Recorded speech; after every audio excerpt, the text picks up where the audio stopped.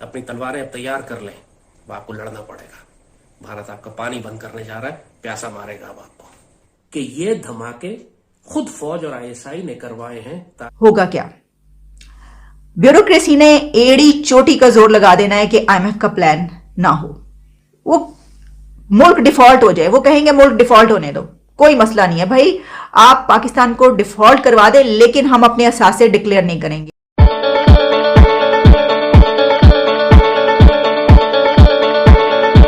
Indus water treaty, सिंतास माहिदा, फिर तो पहले भी भारत के पास था, तो अब क्या फर्क पड़ गया?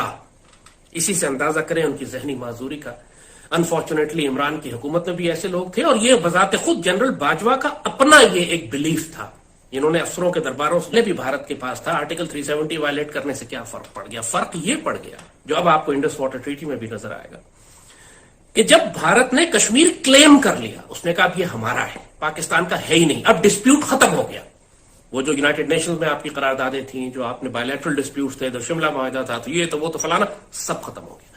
उसने छीन के ले लिया। अब जाहिर है जब उसने कश्मीर पर कब्जा कर लिया, तो फिर वो कश्मीर के दरियाओं पे भी कब्जा करेगा। नगर का वहां पर हिंदू इंडियन झंडा लहराया गया, वरना हमेशा 70-75 साल में पाकिस्तान का झंडा लहराया जाता था। ये बाजवा डॉक्ट्रिन का हिस्सा था। फैज, इमरान और जनरल बाजवा ने उसका नुकसान, अब पहले तो कश्मीर के अंदर वो तबाही मचाते रहे भारतीय, जैसे का डेमोग्राफी चेंज कर दी, मज़ाहमत को क्रश कर दिया।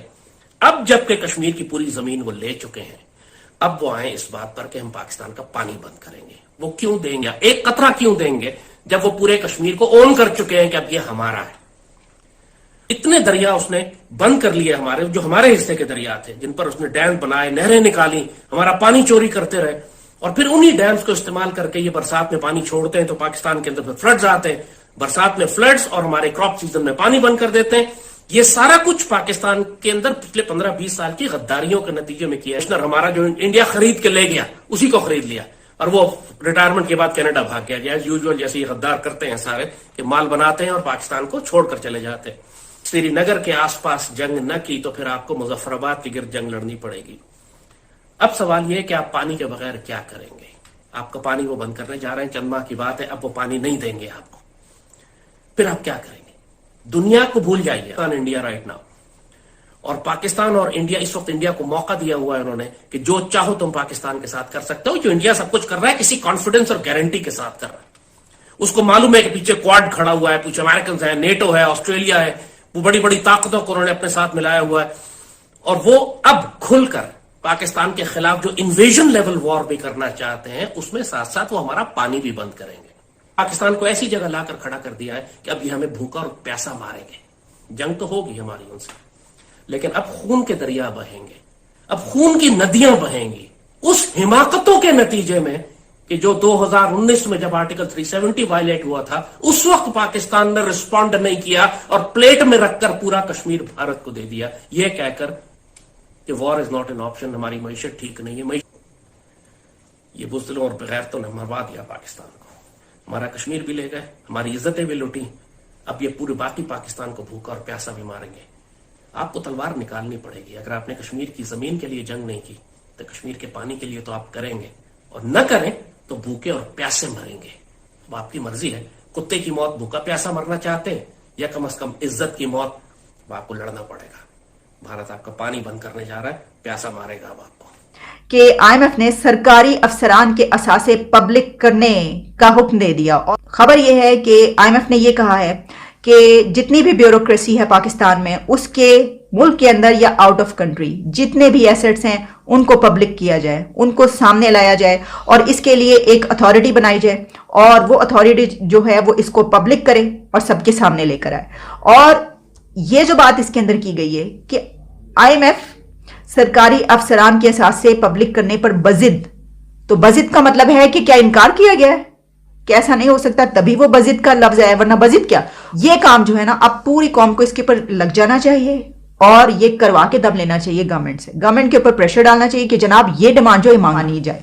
अभी तक जितनी भी डिमांड्स मानी जा रही है ना, वो सब वो हैं जिनसे पब्लिक पर असर पड़ेगा, ये वो है जिससे ये पता चलेगा। अच्छा, इसमें ये है कि जो ट्रांसपेरेंसी है उसके लिए और अकाउंटेबिलिटी है उसके लिए इलेक्ट्रॉनिक एसेट डिक्लेरेशन सिस्टम भी कायम किया जाए।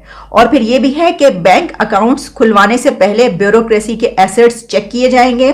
ब्यूरो से ये पूछा जाएगा कि एफबीआर से पहले बताएं इनके एसेट्स दें, हमें इनकी तमाम मालूमात दें, बैंक ये पूछेगा। और बैंक अकाउंट्स खोलने के लिए 17 से 22 ग्रेड के तमाम अफसरात को अपनी तमाम मालूमात फराहम करना पड़ेंगी। तमाम ब्यूरोक्रेसी ने एड़ी चोटी का जोर लगा देना है कि आईएमएफ का प्लान ना हो, वो मुल्क डिफॉल्ट हो जाए। वो कहेंगे मुल्क डिफॉल्ट होने दो, कोई मसला नहीं है भाई, आप पाकिस्तान को डिफॉल्ट करवा दे, लेकिन हम अपने असासे डिक्लेयर का एड़ी चोटी का जोर लगाएंगे ये लोग कि अब आईएमएफ का प्लान ना हो सके, बेशक मुल्क डिफॉल्ट हो जाए, कोई मसला नहीं, आप देख लीजिएगा। और इसमें जो ये लफ्ज इस्तेमाल किया गया ना कि वो इसके ऊपर वो स्ट्रेस कर रहे हैं, वो कह रहे हैं कि नहीं ये कंपल्शन ही करना पड़ेगा, इससे मुझे अंदाजा हो रहा है कि कुछ ऐसे ही सिलसिला चल रहा है। तो देखें अब आगे क्या होता है, इसके ऊपर फिर भी हम बात करेंगे और करते रहेंगे क्या ऐसा होता है। और अगर ऐसा नहीं होता और बाकी तमाम डिमांड्स मान ली जाती हैं तो इसके ऊपर फिर प्रोटेस्ट होना चाहिए। इसी के साथ देखें एक और खबर है, और वो ये आईएमएफ का कहना है कि जी सरकारी जो ऑफिसर्स हैं उनके एसेट्स जो हैं वो पब्लिक किए जाएं, यानी कि ग्रेड 17 से ऊपर के जितने भी जो लोग हैं सरकारी मुलाजिम हैं चाहे किसी भी इदारे के हों, उनके एसेट्स जो हैं वो पब्लिक किए जाएं। यानी कि बाजवा साहब के भी कोई बात नहीं, बाजवा साहब भी तो मतलब गवर्नमेंट सर्वेंट ही थे ना। अब ये और बात है कि उन्होंने हम सबको नौकर बना के रखा हुआ था। वो जो आप जानते ही ना हमें किस नाम से पुकारा जाता है सिविलियंस को। लेकिन बहरहाल अब आईएमएफ ने ये बहुत कड़ी शर्त रखी है। आईएमएफ का कहना है कि जी फ्यूल प्राइस भी बढ़ाओ, डॉलर के प्राइस भी बढ़ाओ, इसके साथ साथ उन्होंने इलेक्ट्रिसिटी के बिल भी बढ़ाने की बात की है। और ये कहा है कि जो हमारे यहाँ जितने भी गवर्नमेंट एम्प्लॉयज हैं 17 ग्रेड से ऊपर के उनके एसेट्स पब्लिक किए जाएं। मतलब ये कि लो जी ये तो लेने के देने पड़ गए।